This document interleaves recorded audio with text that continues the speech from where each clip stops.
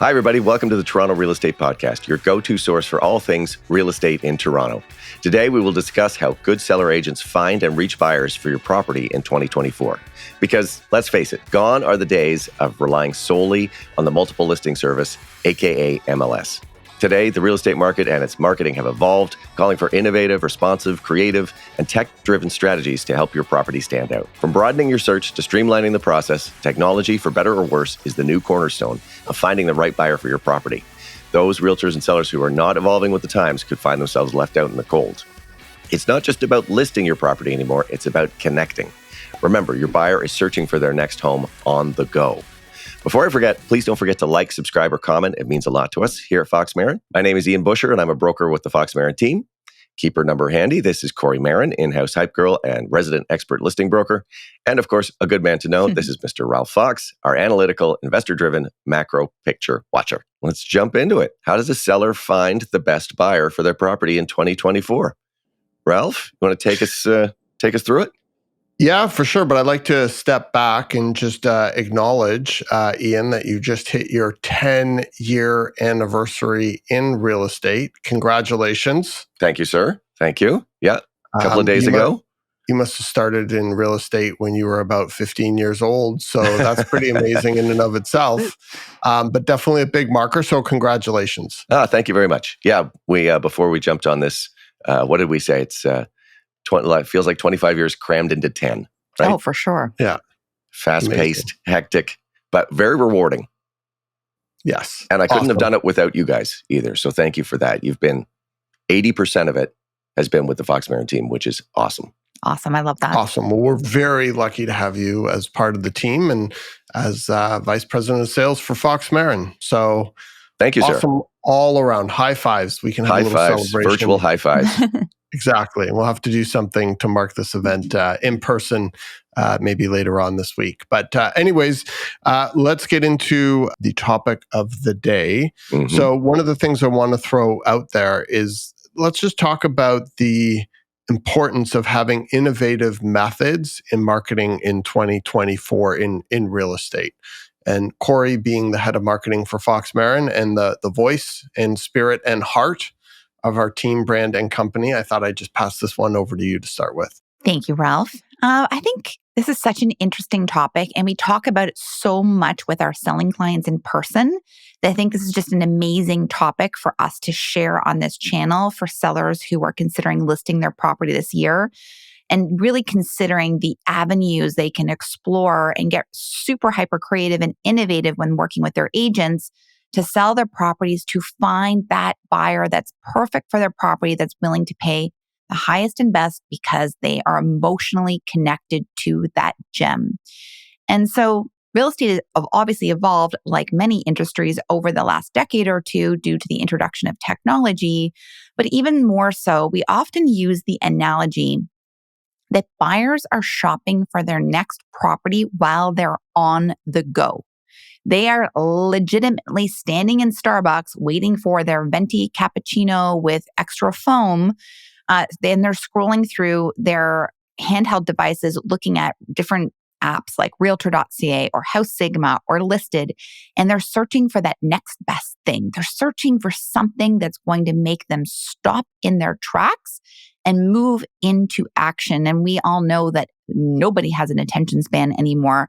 And so the job of the listing agent or the selling agent is to create an impact on a digital screen, a tiny screen that will get somebody to notice you and then look or seek more information, whether that's look at more photos, look at a video, read the copy, look for the listed price, attend an open house, reach out to the agent. Whatever the action is, it's the listing agent's job to make sure the creative, that hero shot is interesting enough to grab somebody's attention. And we all know that we are just constantly bombarded with video and images and memes and music all day, every day. So standing out with that thought in mind, I think is imperative in 2024 more so than ever before. I was just going to say, how many times have you caught yourself wasting time, right? Just scrolling. You need to catch that where they stop and say, hey, I want that. Mm-hmm. And they may not even know they want it. That's the point. Like they might Exactly. not even know they want it. And so we want to speak to that audience too. Or we want to speak to somebody who says, oh, this could be perfect for my sister. Or, oh my gosh, my parents would love it. Or my friend's moving here from Vancouver and relocating to Toronto and they're going to be working at the new Google office. I'm going to forward it to him or her, whatever it is. And so getting that type of engagement is key, and casting that wide net using technology and visual images, whether that's short video, long video, or those still pictures, is just absolutely key. And you've just got to think about the fact that people are scrolling while they're on the go. That is the number one thing I want you to take home from this podcast today.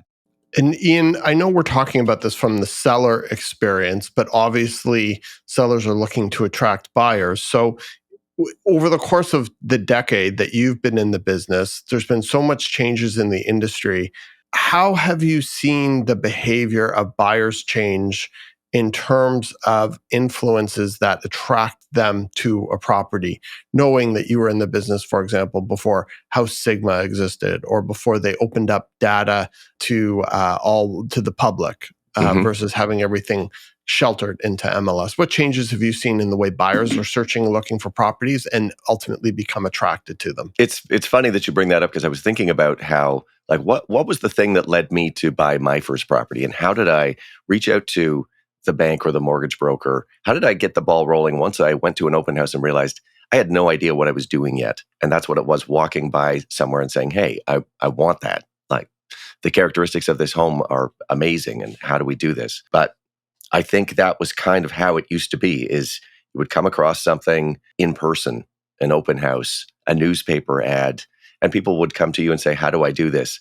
But now everything's so much more fast paced. And like Kori's saying, it's on the go. It's almost everything is phones and tablets, and people don't turn to the television anymore after dinner. You finish dinner, everyone picks up their phone to check and see if anything happened while you were dining with your partner, your family. I would say we definitely get people reaching out as a result of social media, probably first and foremost. But House Sigma is huge. We have the Listed app now. If you're really serious about home buying, instead of Facebook, instead of Instagram, you might actually have one of these apps, and that's where you're scrolling. Is kind of, to use a terrible term, real estate porn.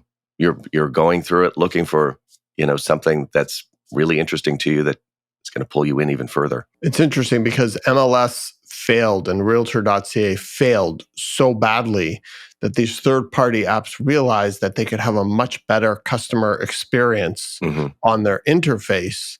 And that's why they've really taken off, is because Realtor.ca and MLS got left so far behind versus technology versus other industries. And it's really interesting to see that shift. And even more so interesting is, like, people today actually still watch TV. They just watch Netflix, but they're scrolling at the same time they're watching Netflix. They need even more stimulation, because just watching a 30-minute show is just not enough. So then they'll jump onto their apps while multitasking by watching a show. So, Kori, did you have something you wanted to say? Yeah, I think this is a really interesting topic, the question that you asked. And I think a lot of the change is that the buyer is empowered to take on the search on their own versus relying on the agent to find and source a property. They are now empowered to also be part of the search. They can create their own lists. They can favorite things. They can see the history of a property.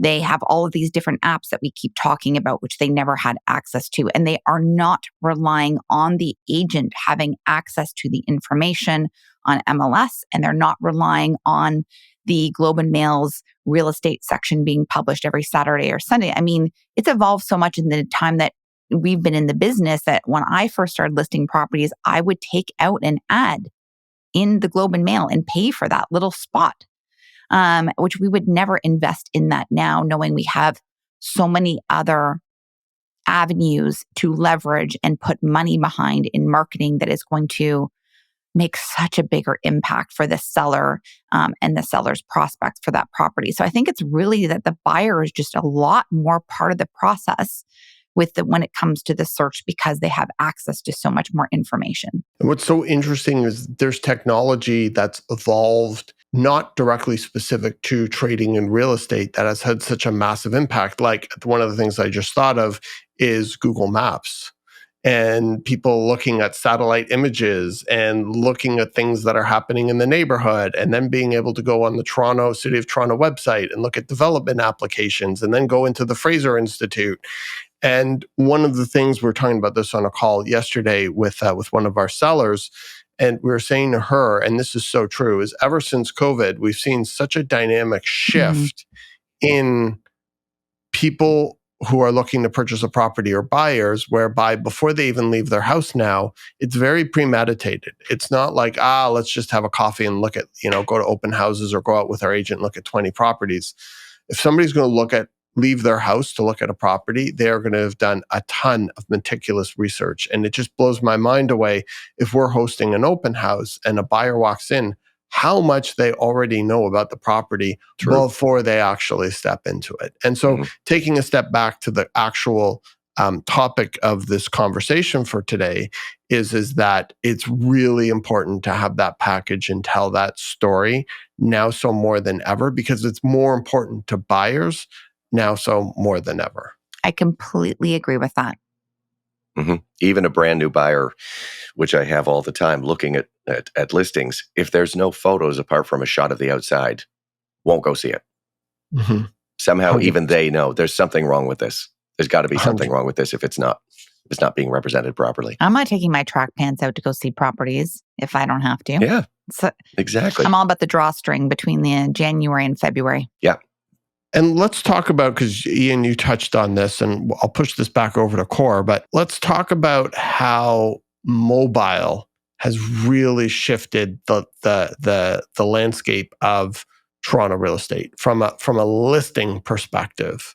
Core, what does that mean to you? It means that everything needs to be responsive. So 90% of the time that people are looking at your listing, they're looking from their mobile devices.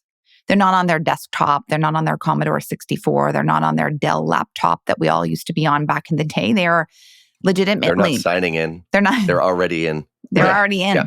They're already in. And so everything really needs to be responsive, and responsive meaning that it has to look good on a phone. And this is something that we're always very aware of as well. So when you create any type of marketing collateral, that could be the newsletter that goes out about the property. That could be the custom curated website that we create for every property, the social media ads. We need to make sure, obviously, they look good on a desktop, and everything generally does look better on a desktop because it's bigger and you can be a little bit more creative. However, on mobile, everything stacks. It stacks vertically. So you could create something very aesthetically pleasing on a large screen, and it could be very interesting and dynamic. But as soon as it stacks to mobile, it literally does that. Every image goes on top of one another. And so when we are designing material and working with the team, we really want to make sure, knowing that people are searching on the go, not to repeat myself, that it has that responsive design, because that's going to affect how people feel about the property. If they feel that it's expensive, luxurious, is it easy for them to find information? And this is all not something I don't think necessarily the buyer is thinking about, like, is this website easy to use? Or, is this font nice? What does that mean? I think it's about the experience, and we are very aware of our marketing choices for that reason. So if you can make sure that everything that you're doing digitally is responsive for mobile, and it's easy for the purchaser to navigate it, view it, get information, it's going to make them feel better about the property instinctively and intuitively, and that can always lead to more action. So I think that's a really good way to think about moving on the go when it comes to real estate. Awesome. Anything you'd like to add with that, Ian? No. One thing I was thinking about while Kori was talking about that is us as realtors have to know in this marketing how to set this up so that across all platforms it works, right? It needs to work differently on mobile than it does on laptop. It needs to work differently in print than it does electronically. And it's one of those things, like when you're building a house, when you're doing the drywall, when you're doing the plumbing, when you're doing the electricity, nobody notices and nobody cares. But get it wrong, then you'll be remembered for the wrong reasons. So true. Right?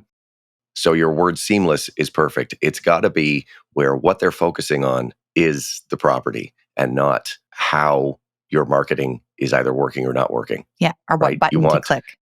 Seamless, undistracted, flow through, nice and easy call to action. Exactly. And it's weird because somebody won't even consciously, in most cases, unless it's awful marketing, which real estate is notorious We've all for. seen. But oftentimes people will they won't even think about how awful the marketing is. They'll just skip over it, right? You won't even be like, oh my God, this is done terribly. It's just like, I'm not interested. Move on. Or worse, they get mad. Yeah. Right? Maybe you've got 3 properties in that particular ad, and they won't even go look at 2 or 3 because it's so janky and they can't navigate it. So let's move on and let's talk about syndication. And again, this is something that I find so interesting because you have MLS and Realtor.ca, which is basically the hub, and then everything sort of spits out from there. And one of the things that I find that is so important to our sellers as soon as a listing goes live is like, oh my gosh, how come it's not on House Sigma? How come it's not on listed? Where is it? Where is it? And we always have to remind them that those are third parties and it takes time. It's not instantaneous like MLS's, which is something that we have direct control and participation in. And it's interesting to see how heavily in their minds they weight these third-party apps versus MLS or Realtor.ca, which is the hub. So a lot of people put a lot of focus on it. And I'm just wondering, Kori, if you can sort of go into your experience with how it impacts selling a property and why it is or isn't as important as people seem to think it is. It is important because we want to make sure that your property is everywhere. And so if somebody is searching the address or somebody is using a map tool or somebody floats by a sign as they're driving by in their car or on their bike or whatever, and they are looking for more information, that the more it shows up everywhere, the better. So yes, we want it to be on all of those apps, but as the agents ourselves, we have no control over that. And as you mentioned, Ralph, we load it onto MLS, which is the back end or the broker version of Realtor.ca. That will syndicate to Realtor.ca. And from there, it moves over to all of these third-party apps. And different people are using different apps for different reasons. I would say the majority of our buyer clients are either on Listed or on House Sigma and maybe Realtor.ca. And that's probably how they're searching. I think most people are really drawn to House Sigma because it's easy to navigate. It shows a lot about the property history. And it also has a built-in algorithm which tells the user how much the property may or may not sell for, which is incredibly wrong and inaccurate 99.99999% of the time. So buyers have fun in there. Like it's fun for them. I mean, that's where I would say the majority of our buyer clients are taking screenshots on the go and sending us over and saying, hey, can you send me more information about this? Does this property have an offer date? Is there an open house here? And most of the time, they're looking at House Sigma as being a tool.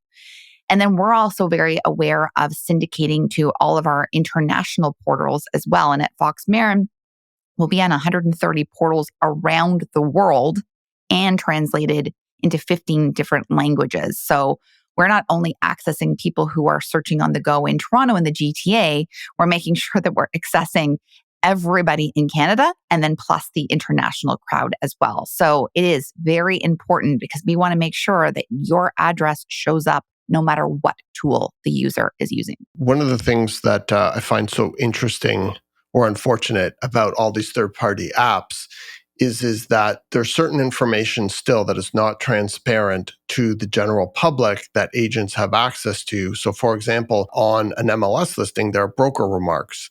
And so we will be able to see things like holding off on offers till next Tuesday. So often, and it's such a frustration because we are all about transparency and we feel that the consumer should have access to that information. But again, as agents, what will happen is somebody will see, oh my gosh, this is listed for $1.4 million. This looks like a deal. And then they'll write to Ian and say, can we offer like 1.3 on it? And Ian will have to write back and say, no, they're actually holding off on offers till next Tuesday. The house is probably worth about $1.8 million and could sell for even more. And it is so confusing for a seller. And I just wish that that information could be opened up on realtor.ca and on all these portals so that everybody will have equal access to understand what the hell is actually going on, because it can be very confusing. So I don't want to segue off talking about this from the listing perspective. So I still want to keep us on track, but it is a frustration that at every opportunity I will vent. So if anybody's watching and they have any connections to the Toronto Real Estate Board, please contact your local member and just let them know that this is something that should be made far more transparent. Ian, what are you seeing in terms of, because I know you actually like to use the Listed app. How are you seeing that as a third-party syndication affecting buyers in their search that is important for sellers to understand? So what is it that buyers are seeing there that it's important for a seller to understand? Because when you're a seller, you think about things through the seller's lens, and it's very important to understand things from a buyer's lens. Listed and House Sigma have a lot of similarities. When someone comes to us and they're using realtor.ca, for example, or the three of us know, but maybe the public doesn't know, realtor.ca really is a big old dinosaur, and it moves very slowly, and new things coming out, as far as the public can see them, can take 4, 6, 8, 12 hours to get posted. When us as agents, as Kori was saying, put things up on MLS, both House Sigma and Listed, they actually pop up usually within the hour, if not sooner. I, at one point, was watching, just my timing was perfect. I actually was on MLS. I clicked refresh, and there was a house there that wasn't on House Sigma yet, or wasn't on Listed yet. And we know Catherine McIntosh, who's the developer of this Listed app. So I texted her and I said, we should have her on the show. I think it'd be really interesting. It would be, absolutely. I texted her to say, hey, I've found a flaw. This is on MLS and it's not. And she said, give it 30 minutes. And sure enough, because I had a search set up for this same area, within half an hour, it was up on Listed.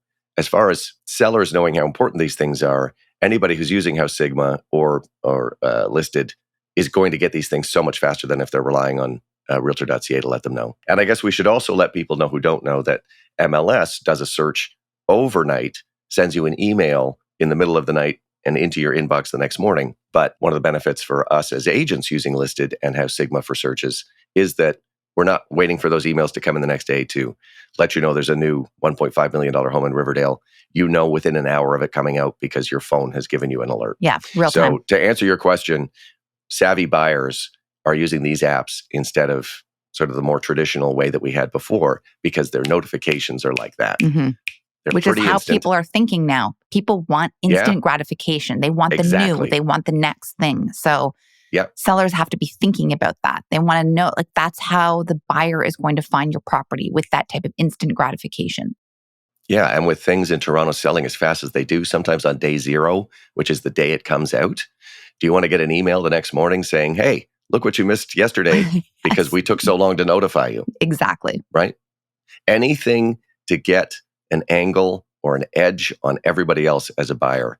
That's what they're looking for. Thank you for that, Ian. Okay, so we're going to move on to another topic, which could be an entire series of podcasts for a month. Okay. We're going to talk about social media and building a following. Core, tell me about the role of social media in real estate marketing in under 17 hours or less. I can easily do it under 17 hours.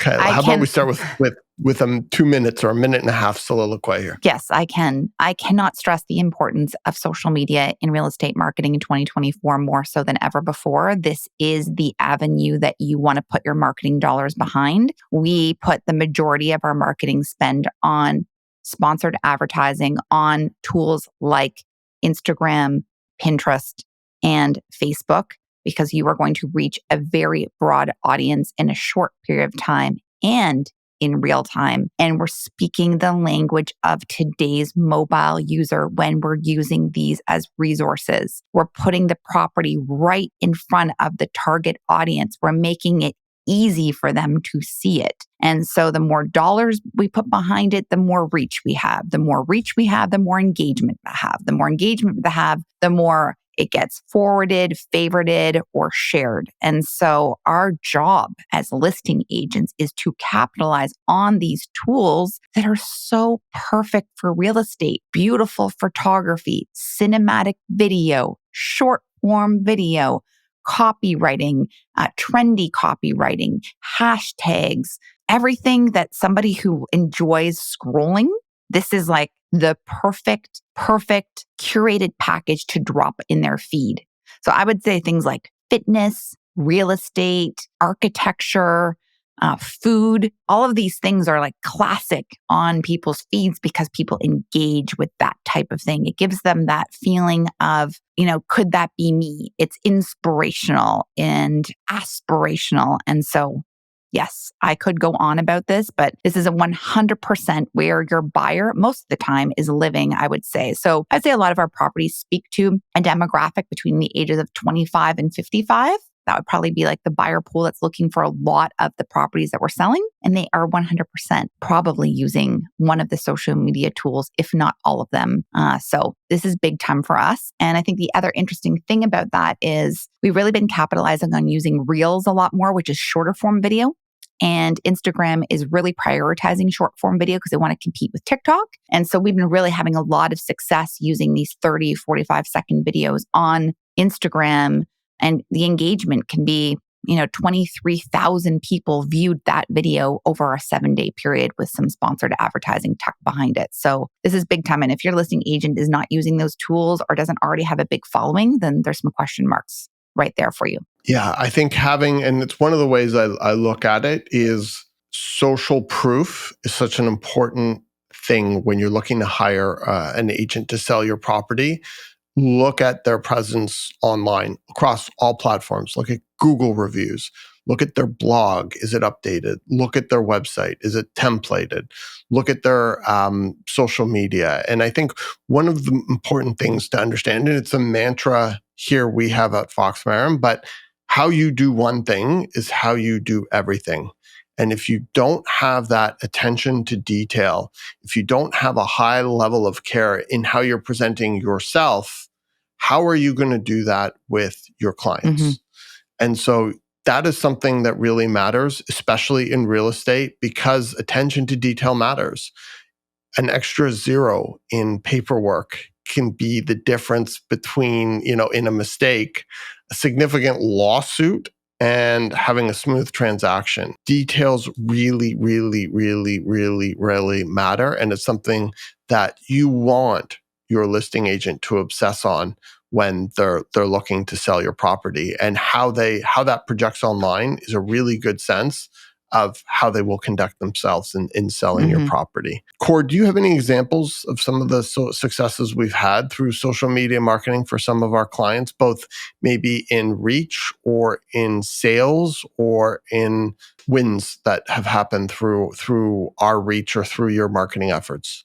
I can't think of a particular property specifically, but I know for a fact that I would say 40 to 50% of our client base now comes to us from social media, and or they've gotten to know us via social media for a period of time before they've reached out. And oftentimes people will attend an open house that have seen a sponsored ad and or have received the ad that's been forwarded to them from a friend or a family member, and that person's received it. And then they're like, ooh, this looks like something of interest to me.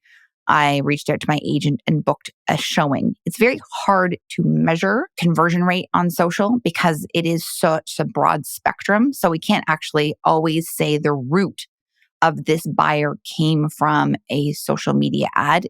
You can't track it that way in terms of true conversion. I would say it's more through hearsay and conversation that I know that we have sourced a lot of our audience at Fox Marin on a broad scale and specific to sellers' properties using these tools. And that is why every time now that we list a new property, more and more we're being very specific about the story we're telling there, the budget we're putting behind it. Also thinking like, where is the audience for this? Is this an Instagram user or is this a Facebook user? And skewing how we split that marketing budget according to the audience on both of those platforms. So yeah, I can't think of a specific address or to share with you, Ralph, to answer your question, but I can speak broadly to it in that way. Well, this will lend into the custom website part of our conversation that I want to get into, but it is interesting to know that we can see the amount of activity on realtor.ca with a listing. Yes.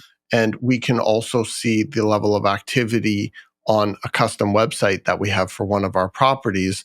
And oftentimes we will get far more activities on the custom website that we build out versus what's happening on realtor.ca. And that is all through social media marketing. So we're getting twice amount of eyeballs, sometimes even 3x the amount of eyeballs on a property that we wouldn't have gotten had we just had it on realtor.ca. Yes. And one of the things that's important to note is anybody who's looking to buy a $2 million home is really going to be working with an agent, and they're not just going to be calling, trying to work with us, and just show up at the open house and then mysteriously just put in an offer. It takes a while to get qualified and get your head around actually moving towards the direction of offering on a property like this. And so what happens generally is once they see the website, once they see the social media marketing, then they'll forward it, if they're active, to their agent, or if they're inactive, they'll reignite with an agent who they've communicated with before or somebody else that they want to work with and say, can you find out more information about this? But we can definitely see it on the traction that we get on our custom website. That is, in often cases, far more than realtor.ca. So I think that is also another really good tell that we see. And leading into our custom website part of the conversation, core, can you talk about why that's so important and lend into sort of what I was talking about with the metrics that we're seeing? For sure. And why it's important to be able to tell your story in that manner on a website. Yeah, 100%. So I really believe that real estate selling is storytelling. And as we mentioned, realtor.ca and MLS are dinosaurs back there. And when you go to the back end of these tools, which we have access to, it literally is like DOS 1991 back there. It's clunky, it's slow, it's old. And we're so limited as to what we can do back there. So, meaning all of your photos are compressed. We can only add a certain amount of attachments, which isn't even intuitively easy to figure out when you are back there to see what it looks like from the user lens. We can only use certain descriptive words that MLS permits us to use to describe rooms. There's a character limit as to how much we can describe about the property and or discuss the extras, that being like inclusions or exclusions or neighborhood information. So there's just so much missing from the storytelling component of MLS that the listing agent's job really should be to create a website, a custom website just for you, for your property, where everything can live and breathe. And I mean full copy, neighborhood information, download information, feature sheets, the full photo gallery, the full length video, the floor plan. All of this can be there to express everything we want to tell about your beautiful condo or your beautiful home. And so we put a lot of time and energy onto the custom sites. And then our job is to drive traffic there. And as Ralph mentioned, we often have more people exploring your custom website than they do looking at realtor.ca, which is very much a limited experience. We want them to have that broad experience, and we get them there using social media platforms. Awesome. Ian, is there anything you want to add to that? Ralph, I was just going to say that you mentioned the call to action from a buyer will be to reach out to their existing agent or an agent they knew before or find an agent. But also one other option is they don't do that at all. They reach out to us directly. So I was just going to add that one of my favorite things to do is we'll get a question from realtor.ca. And sometimes it's not for an appointment, but they just say, is the basement finished in this property? As an example. And I love writing back and saying, actually, yes, it is. And if you found us on realtor.ca, here's the website where you'll find a ton of more information. Like, it is a pleasure to shoot people over the link to the website for properties that we list. Yes. Because I know they'll have everything and more that MLS or realtor.ca has got. And chances are good that will drive them to book a showing with either us or their agent. So, 100%. it's huge. It's huge on delivering all the information that every buyer wants. Agreed. Ian, so I'm going to pass this one over to you. So tell me about utilizing agent networks and why it's important to have a good reputation as a listing agent, and why it's important to have a really good network of agents in an area when you're listing a property. Absolutely. when I am representing I'm going to take one step back and then move into it. But when I am representing a buyer and they send me a listing or I send them a listing, it is always, speaking of, it's a pleasure. There's so many great agents downtown where you've done a deal with them before, you've worked with them before, you've shown their listings before. Their listings always look great. They're agreeable, thorough, professional. So when you see one of those names as the listing agent, when I'm representing a buyer, it's like, okay, if my client likes this, this is going to be hopefully fun and easy. It'll be a pleasure to do this deal with them if it comes to that. And that is how I want other agents to feel when they see my name at the bottom of a listing. So it's super, super important that your reputation as an agent, I mean, some people who are assholes maybe won't agree with this, but I feel like it's important that other agents looking at your listing know that your branding is consistent. They're not going to be worried about coming and showing the property and it looking worse in person. You're going to be professional. You're going to know everything there is to know about that property if they've got questions. I just can't say enough about how important it is to know and be known in that group of agents that does the bulk of the business. And Ralph, maybe you can speak to the stats of just how many agents there are in the city of Toronto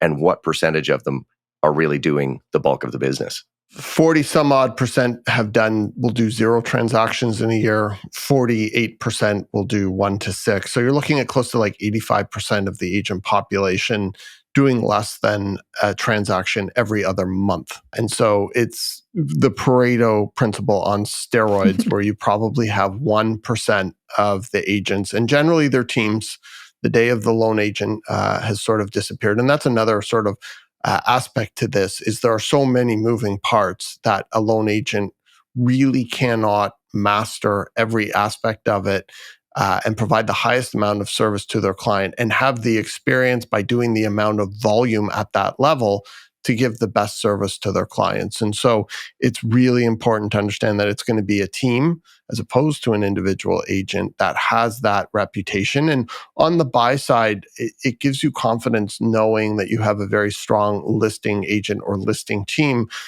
because you're going to know there's going to be no surprises. There are so many times where you have an incompetent or unexperienced listing agent, and you start to do your due diligence and you go see the property and you realize that there's so much that hasn't been disclosed, or the price is so out of whack with the actual reality of the property that you start to gain less confidence in the listing itself.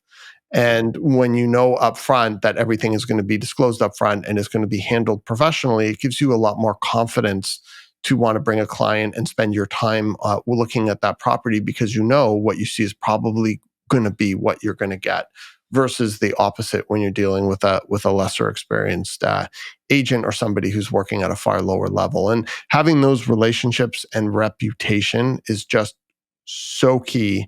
And it actually makes it fun when you're working with somebody on the other side, on the buy or the sell side, who actually knows what they're doing and can communicate effectively on behalf of their client, but yet understand the bigger picture needs to be a win-win scenario. Cor, anything you'd like to add on that? I just love working with great agents. Yep. Period. Love Agreed. it. Yep. And it's 2 seconds. Even if you don't know the agent, you know their reputation, that's one thing. Or you just pick up the phone and you just hear that energy and you hear that clarity and you're like, yes, somebody with a brain. You. Yes. Yeah. Because with 75,000 agents being one of the largest real estate agents boards in the world with the highest amount of turnover, that is often not the case. And it is the exception of the rule to have somebody on the other side who really knows what they're doing. And it's such a frustrating thing to see, because you're thinking, wow, does this buyer or seller really understand who is representing them and how poorly they are being looked after or represented? So if you're watching this, whether you're a buyer or seller, really, really do your due diligence in who's representing you, because it really, really matters. And it goes into like those crazy stats that you see, where you see like people will spend more time, planning a vacation than they will making the biggest financial movements of their life. They'll spend more time thinking about where they're going to go to dinner and reading the reviews of the restaurants, or where they're going to cut their hair, than they will of birthday card. Who is going to guide them through a buy and sell of $3, $4, $5 million. Just astounds me. And sometimes when you see the stats of that, it just blows my mind away, from put up by the National Association of Realtors. It's incredible. As human beings, what we don't like are headaches and problems stacked on top of problems. What we're busy doing, whether we're the listing agent or a buyer agent, is we're communicating, we're educating, and we're playing therapist to our clients. That is our focus.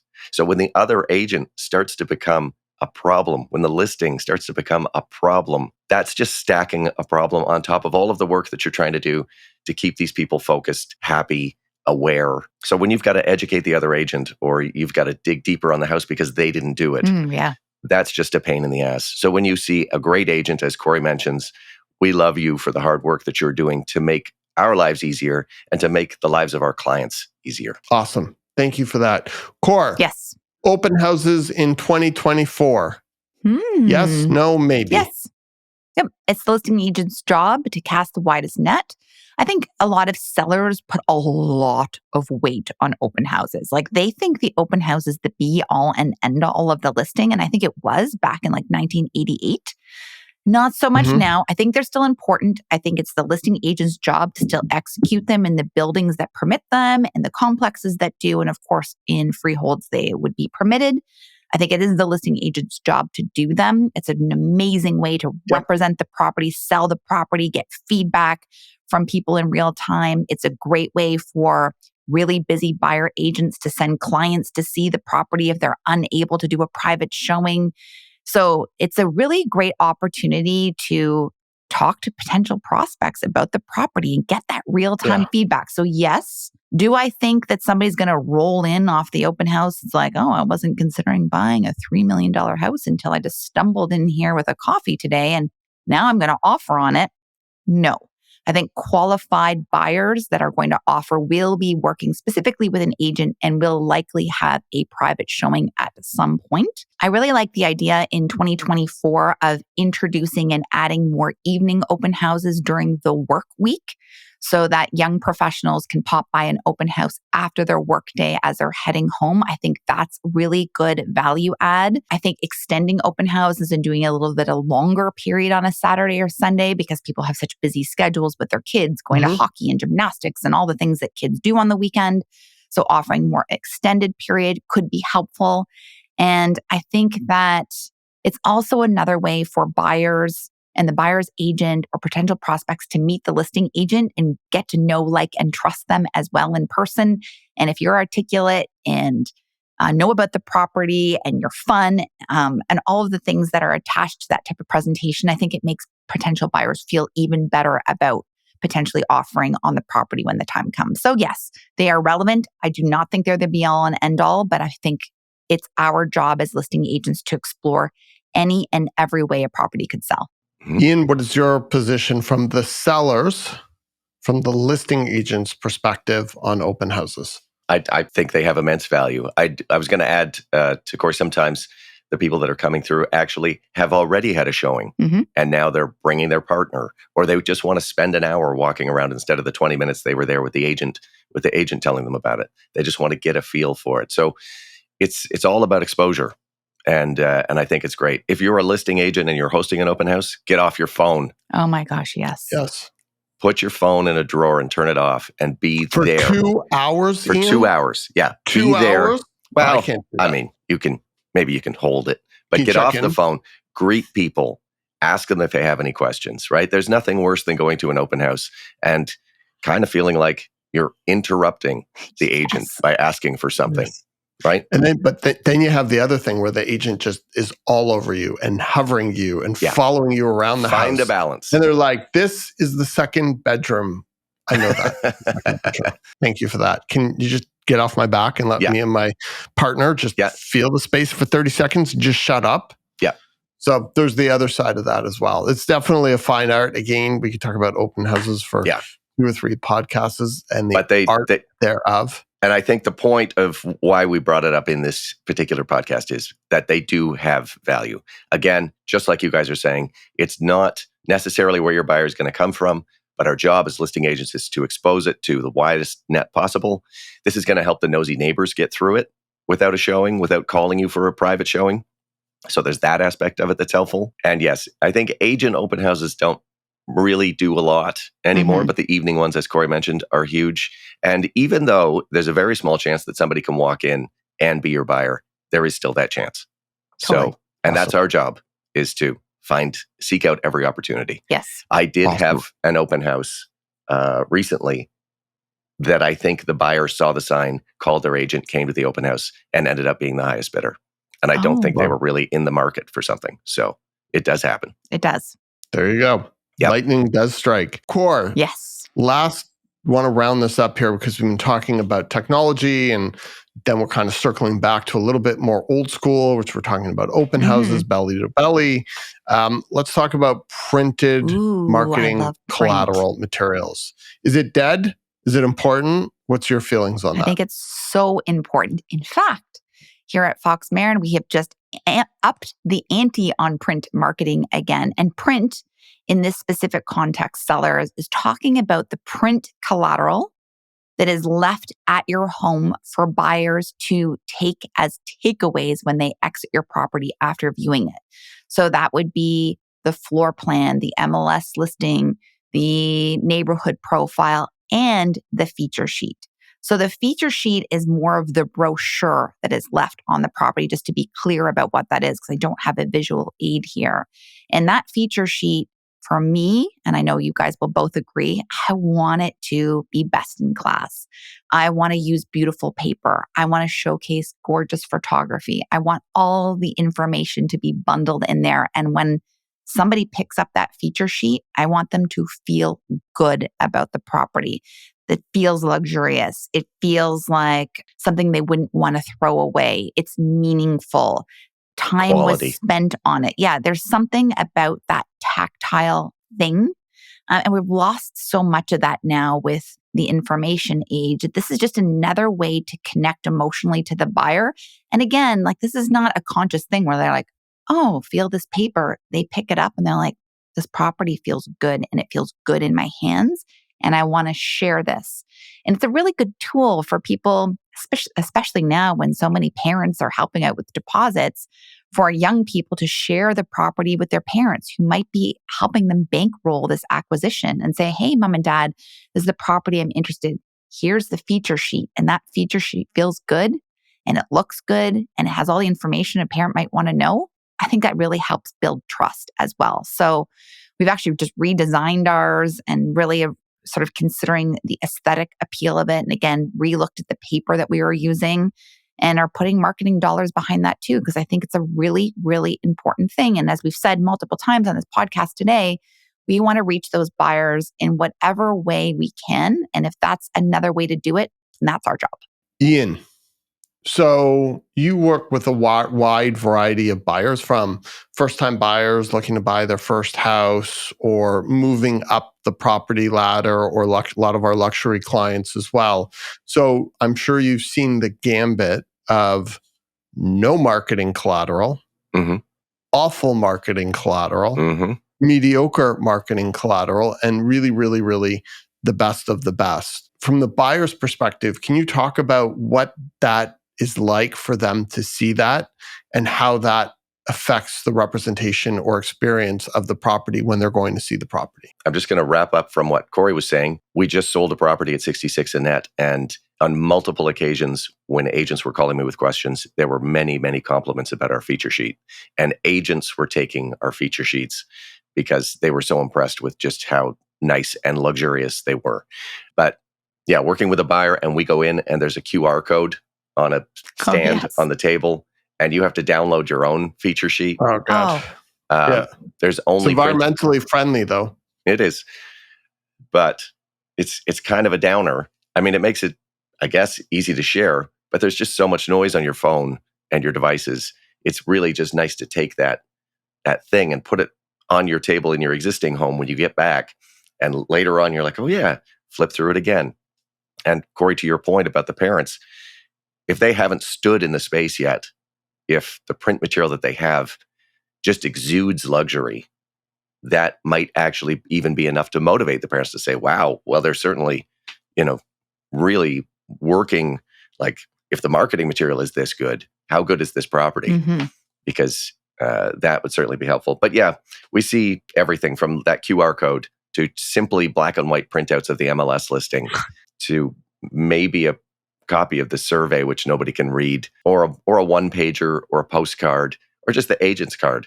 So yeah, agents, this is huge. It's still a thing, the printed material. And the buyers don't always necessarily take it if your property is just not for them. I usually say that's just going to end up being landfill, so don't take it. But if the property's great, sometimes people are shy, but I encourage them. Please, if you're really interested here, take one of these for more information and then read through it when you get home and let me know if you've got more questions. It's great for us. It's helpful for us as buyer agents to have great takeaway for these people. It might encourage them to keep thinking about it and eventually lead to bringing an offer. For sure. And it goes back to the point, you should interview several listing agents when you're considering listing a property. Yeah. And it goes back to not just looking at that online presence and communication skills of the agents and reputation of the agents and experience and tenure. Also ask, do they have collateral marketing material? And can you see some examples of it? Like these are all things that a seller may not be thinking about that they should be thinking about because it may have a direct impact with what their net result is when they're selling a property. And sometimes that could be a difference of hundreds of thousands of dollars. And we've seen that because you might get 10 offers on a property and one offer might be $150,000, $200,000 more than the second highest offer. Are you doing everything possible to attract that potential buyer that's out there? And that's really what you should be looking for when you're looking to hire a listing agent. So I think we've gotten to the conclusion of this awesome podcast. I've certainly enjoyed it on the 10th year anniversary of Ian Busher being a real estate agent. It's amazing to see those 10 fingers manicured, looking good, Ian. They don't look like former contractor hands now, by the way. They look kind of soft. Your hands do, Ralph. Your I don't hands see any do. calluses. Yeah. Thank you for tuning in to the Toronto Real Estate Podcast. Today, we've explored the landscape of property selling in 2024, discussing how to transcend traditional methods and embrace the innovative, responsive, creative, and tech-driven strategies essential in today's market. Remember, it's not just about listing your property, it's about making meaningful connections. Your potential buyers are actively searching for their next home, often while on the move. It's our job to ensure your property stands out and reaches them wherever they are. We hope you found this discussion insightful and that we armed you with the tools you'll need to find your buyer this year. Stay connected for more tips, strategies, and real estate highlights. Kori, what do we want people to know about us? I want them to know that they can contact us anytime because we are super nice. And in particular with this topic, we love this part of our work. So if there are any questions or comments about this specifically, anything innovative or creative or ideas, we just love it. So feel free to share with us. And Ralph, what do we like to ask people to do before we sign off? Thank you so much for tuning in. And if you want to hear more from us, please be sure to subscribe. And if you enjoyed the content of this conversation, please be sure to hit that like button. And we look forward to seeing you next week. Great. Thanks, guys. Thanks, everyone. Thank you. Bye. See you again.